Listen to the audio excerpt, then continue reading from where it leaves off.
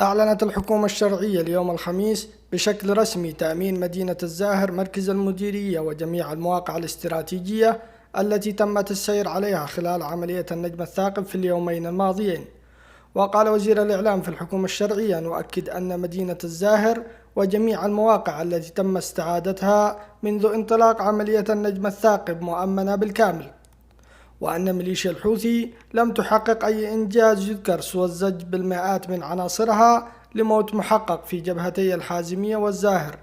وأن العملية ماضية حتى استعادت مدينة البيضاء مركز المحافظة وباقي مديرياتها. وأضاف الإرياني في حسابه على تويتر: دفعت ميليشيا الحوثي الإرهابية صباح اليوم بالعشرات من عناصرها في هجوم انتحاري للتسلل إلى مركز مديرية الزاهر آل حميقان وصناعة انتصارات زائفة للتغطية على خسائرها في جبهة البيضاء، فلم يعد أحد من المتسللين ومن بينهم جرحى وأسرى، وتم اغتنام آلياتهم وعتادهم.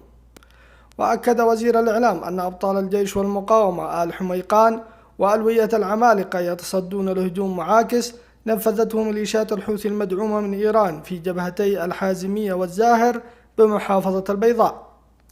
وتطهير كامل مراكز مديرية الزاهر بعد تسلل العشرات من عناصر الميليشيا.